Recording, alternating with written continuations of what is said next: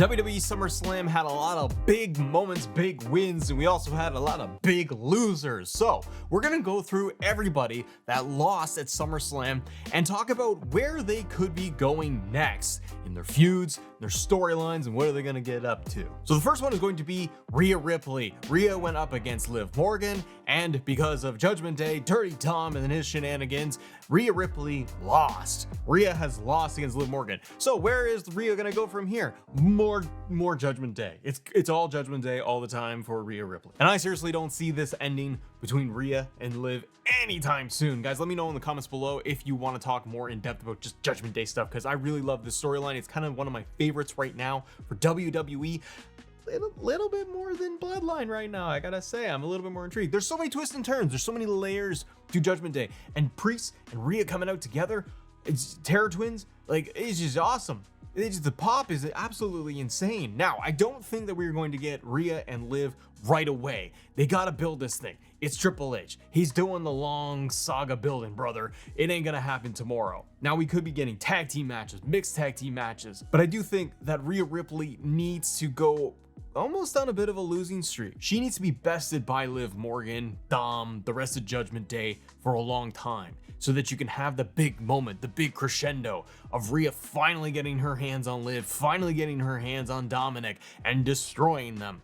You want those big moments. You can't just have her win next month. You can't just go ahead and do a match of Bash in Berlin one-on-one and Rhea beats her, because then there's no story. You need to have more obstacles for Rhea Ripley. So in my opinion, I think it's going to take a long time. I honestly think this thing will go to WrestleMania. Maybe a tag team match, mixed tag match at Bad Blood would be cool, where you're going to get Rhea and Damian Priest versus Dom and Liv. You could do that, and that'd be really, really cool. But I think that Rhea, this story ain't over, and I think it's going to take until WrestleMania. Rhea maybe winning the Royal Rumble, and then going to Mania to finally beat Liv Morgan. Wouldn't it be hilarious though? Just as a quick aside though, like, wouldn't it be really funny if you did it where Rhea teamed up with Rey Mysterio to take on Liv and Dom? It's kind of like a little bit of a full circle thing, because this is all Rhea's fault. Like, she's the one who twisted Dom in the first place and brought him into Judgment Day and turned him on Rey. Like, it's kind of Rhea's fault in storyline. So I think it would be kind of funny though if now she like went to Dad and was like, hey, your kid's acting up, and Ray's like 619. Let's go. Sami Zayn lost to Braun Breaker. We got Big Steiner Braun Breaker now as IC champion, and Sami Zayn, well, he's all disheveled and broken because he lost to Braun in 5 whatever minutes, and I didn't care for that, by the way. That could have been a 10-minute match, and it was quite short. So where does Sami go from here? He lost. He ain't going back for the IC title, in my opinion. I think Sami Zayn is done as IC champion. It's just, and you know what? It didn't really work for me. Like, Sami winning the Intercontinental Championship off of Gunther was an incredible, monumental moment. And the build between Gunther and Sami to WrestleMania, I didn't think it was that great. Like, I just didn't. Because I felt like they needed to get the belt off Gunther, so they used Sami Zayn as kind of the best person that would fit in that position. But remember the vignettes of like Sami he's on the bicycle, he's on the elliptical, and he's got Chad Gable helping him out? I think it was kind of And then he had Sami beat Gunther. Now he lost to Braun Breaker in 5 minutes. Like, I don't find that really work. So anyways, I think that Sami Zayn is going to go and veer off a little bit. He might get a rematch for the IC title, maybe involved with Breaker and Ilya. But other than that, I think Sami is going to be moving away, and he's going to be getting into the tag team stuff with Jey Uso. They have been teasing it, and I think you are going to get Sami and Jey going for the tag team titles. But I kind of wonder if you are going to get a trade. I wonder if by the time we get around War Games into the season, I wonder if Sami Zayn and Jey Uso get traded over to SmackDown.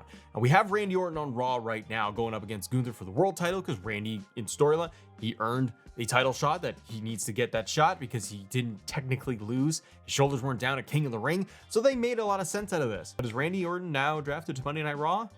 Technically, no. But I wonder if they would do something like that, where you're going to trade Randy officially to Raw, because you can spice things up in the heavyweight division. It'd be kind of fun to have Randy over there, to be honest, if they're not going to use him with Bloodline stuff anymore. And Randy's been beaten to death by the Bloodline. So, like, how much more is Randy going to get involved there? So if you have Randy on Raw, it's a good change of pace. You've done, in my opinion, you've done everything you can with Jey and Sami on Raw. I think you do a trade. and you get both those guys over to SmackDown just so you can beef up the Bloodline storyline and have Jay and Sammy be the ones going after tag titles.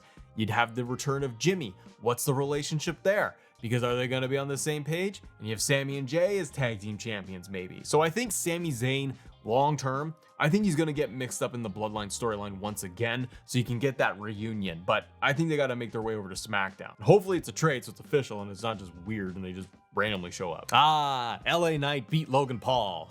Yeah, I like that. I like that a lot. I don't like Logan Paul very much as a human. Wrestling, fine, that's good. But LA Knight beat him. So where's Logan Paul gonna go from here? I don't know. I don't know what they're gonna do with Mr. Paul.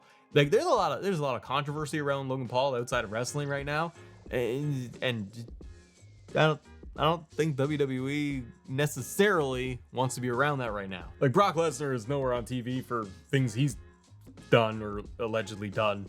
Logan Paul is not in the good news right now. So I don't know if WWE is gonna have Logan Paul around that much for the near future. I think he disappears a little bit. I think he's going to handle his own business outside of all this Prime deals and all this stuff going on, but what do I know? But I think for WWE TV, I don't think Logan Paul comes back for quite some time. Maybe Crown Jewel, maybe it's after Bash in Berlin. Other than that, I don't think you need Logan Paul on TV right now until maybe he shows up at the Royal Rumble to enter the Rumble itself. You get him off TV for a while. He did whatever he's done with the United States Championship. I'm glad LA Knight has it because we can get the US title on TV regularly getting defended. But for Logan Paul, he's in that almost celebrity level, you know? Like he's always just going to have these one-off fun matches. I don't know who Logan Paul honestly would go up against. A Carmelo Hayes, perhaps? AJ Styles? Maybe he does do a thing again with Cody. Like, I don't know what he's going to do. Or Logan Paul gets drafted over to Raw. Randy Orton again. Like there is some stuff that you could do with Logan Paul, but I feel like he's just gonna start spinning his wheels a little bit until maybe next year when there's a draft, and then maybe if he's still around, then you're gonna draft him over to Monday Night Raw and you can change it up there, and then he can just get chopped by Gunther. So I'm kind of lost with what you do with the Logan Paul, but my immediate gut reaction is you get him off TV for a while so that you can bring him back to do something around the Rumble and then into WrestleMania. And Nia Jax beat Bayley to become the WWE Women's Champion. And I like Queen Nia and her having the title. I think it's gonna be interesting. Tiffany Stratton's mixing it up in there. So where do you go with Bayley though? Big loser in Bayley. Now, I don't think that Bayley is going to be out of the women's division for the title. I think that she'll still be in there, mixing it up with Tiffany Stratton and Nia Jax. I think that we will probably get a rematch between Bayley and Nia, but you're now mixing it in with Tiffany Stratton. I think that you need to be able to have Tiffany versus Bayley. You're probably going to do Bayley versus Nia. Maybe they want to get into a triple threat, but beyond that, like I'm thinking you got Bash, you got Bad Blood.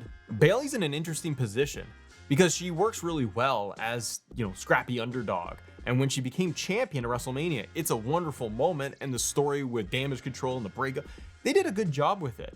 But it is often the problem with booking a strong babyface is that once they become champion, it's, what have you done for me lately? And people kind of lose interest a little bit. And I feel like Bayley coming out of WrestleMania hasn't had a lot to work with in terms of being in an interesting, deep storyline. I think Bayley kind of needs a more personal story coming out of this whole thing with Nia and Tiffany Stratton. Because if in the future it's going to be Tiffany and Nia, and maybe Tiffany's going to turn into the big babyface, then they're going to be off doing that thing. Bayley can mix it up in the title scene, but I think Bayley needs to kind of turn things around and get into a more personalized story.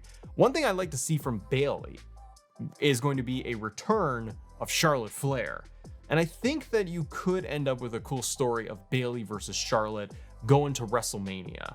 And that could be a lot of fun. Charlotte returning at the Rumble, and maybe Charlotte costs Bayley and gets her kicked out of the Royal Rumble, thus then setting up maybe their match to go to WrestleMania. And you have kind of an old blood feud. You can have the two of them, the horsewomen, going at it. Could be a lot of fun. I think Bayley, just though she needs more personalized stories and opponents versus just put her back in to go fight for the title. She could spin down a little bit and go after the tag team titles. So you could have Bayley and Naomi team up, and you could have them go off by the time they get to Crown Jewel or even Survivor Series and have them pivot a bit. And maybe they go after the tag team titles because you could use a little bit more in there. You got Bianca and Jade. That's great, but other than that, they're not doing too much with the women's tag team titles. So you could move Naomi and Bayley over there and get them going after tag team gold, and that gets a lot more star power there. Drew McIntyre defeated CM Punk. Now, this thing is not over, not by a long shot. And we already saw that on Monday Night Raw, where you have Drew and Seth and Punk still mixing it up together. You got Seth now going off to have like a program with Big Bad Bronson Reed. That's cool. I like that. I think Seth will be off TV for a while. You're not gonna have Punk wrestle right away. Like, we're not gonna see him at Bash. I really hard pressed to believe that they would have him do anything at Crown Jewel. Again, with Seth going off maybe for a few months with Bronson Reed, you're gonna keep this thing with Drew and Punk still going. I think that you're gonna get Punk his win back. And I think they're still telling a really cool personal story that they can keep going for a very long time and bringing Seth back into the mix with this whole thing. But I think that by Bad Blood, you do a steel cage match or a Hell in a Cell match, probably Hell in a Cell between Punk and Drew, part 2.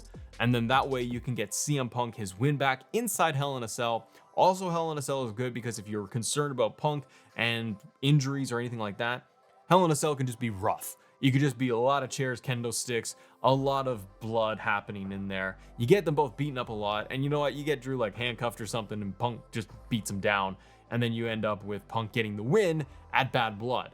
And then from there, I think you are going to you're moving into WrestleMania season. You got the Royal Rumble once again. You could try to do what they were, I guess, doing last year, but you could have Punk win the Royal Rumble, and then that way he can go off to WrestleMania. Whether that's to fight Gunther or Seth or Drew get the title, probably Drew. Drew gets his hands on the world title by WrestleMania, and then it's going to be like a triple threat, would be my guess, between Seth and Drew and Punk, and you get that final match where you're going to get the three of them in the ring going at it for the world title. Maybe Punk wins or he loses. I don't know. But I do think that in the immediate future, they're going to keep this thing going. I think Seth gets back into the mix again by the time you get to the Royal Rumble, and then you're going to see the three of them really mixing it up in the ring. But Bad Blood is, I'm going to guess, is the next time we see Punk in the ring, and I would put money on that it'd be like Hell in a Cell. Damian Priest lost the World Heavyweight Championship to Gunther, and I love that we're going to get Gunther versus Orton. I think that's awesome, but what do we do with Damian Priest? Well, because he lost the world title, and it was at the hands of Finn Balor, Judgment Day, and I love the Gunther match with Priest. Priest now is very interesting because losing the world title and because of the shenanigans with Judgment Day and everything breaking up, it has propelled Priest to a higher level as a babyface, in my opinion.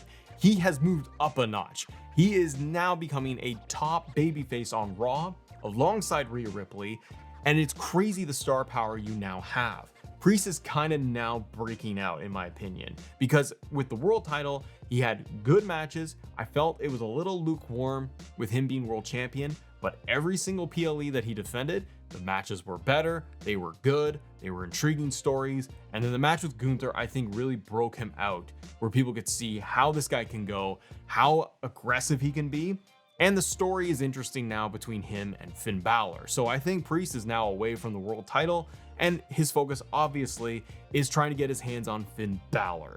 What are they going to do this? Again, I think maybe Bad Blood. And I think that when we talked about Rhea Ripley earlier, I think you get the two of them in a mixed tag team match at some point. That could be at Bad Blood, where it is going to be, like I said, Rhea, Damian Priest versus Dom and Liv, and then Finn Balor's ringside, rest of Judgment Day is in there. But much like Rhea Ripley, you keep Damian Priest and Rhea losing a little bit more so they can finally get the big win. You also want to heat up Finn Balor to be not leader of Judgment Day, but that like he is a giant foil for Damian Priest, and Priest is trying to eventually get his hands on him. A new Judgment Day is not going to want to make it easy. I mean, you could get this thing going for so long that you could culminate it at WrestleMania, because Priest's biggest problem is Finn Balor. And Finn versus Priest one-on-one, they could stretch this thing out for a long time because of the combinations of people you can get. I think you're going to have Priest going through guys like JD McDonough, like he has done on Raw. I think he will fight Carlito, because why not? I think he will get his hands on Dom, and it will all kind of lead to a point where they finally get to Finn Balor, and they can do a big blow off at Mania. But in the meantime, you're building Priest as a huge star on Raw, leading the charge. And again, I think that that loss to Gunther has actually propelled him higher, and it's done him a lot of favors. There's so many options now with Priest, which is fun, and that's a good thing. So Priest is Finn Balor, probably until WrestleMania. The final loser of SummerSlam, Solo Sikoa. Where does Solo go from here? Solo has a track record of losing, by the way. He lost to Cody Rhodes because of the return of the original Tribal Chief, Roman Reigns. But where do you go with Solo? Does he get a win back? I think he does. I think you need to get him and the rest of New Bloodline back on track. They're gonna be all scared, and like Roman took him down with Superman punch and a spear. So Solo's gotta get strong. He's gotta do something again so that he doesn't look silly. And that could be with The Rock coming back to help him out. But Solo and the rest of them need the wins. And it's gonna get very interesting for Solo if he can actually get pins on people going forward, not just the beatdowns. That's the thing, is that Solo keeps getting all of these beatdown victories over people like Kevin Owens and Randy Orton and Cody Rhodes, but he's not winning the matches. So that's the problem. You need Solo to get credible wins at these PLEs going forward so that you can build him up as a threat. Because right now he looks like a bit of an idiot because his buddy's got the tag team titles and he couldn't get the main title. So now, like, why is he still Tribal Chief? He was supposed to get the title. Now he hasn't. Like, there should be friction there with the bloodline. Solo, I think, is just gonna keep losing, but I'm very interested to see how they roll this thing out with the new bloodline. I don't know, but you guys comment below. What do you do with Solo? Does he beat Cody Rhodes, like, by DQ in the next match? Maybe it's a rematch at Crown Jewel, because I can totally see them doing that, where you do Cody and Solo once again, but maybe it's a straight one-on-one match, and then it's some kind of DQ wonk finish, but Solo gets the victory that way. And if he can get like a disqualification victory on Cody Rhodes, then he's got something to at least hang his hat on. But the question is, where do you think all these losers from SummerSlam are gonna end up for the next year? It's gonna be interesting. We got a long road to WrestleMania, but I'm very fascinated to see where everybody is going to end up. And guys, if you want to talk more WWE, click this video right here and have yourself a great day. See ya.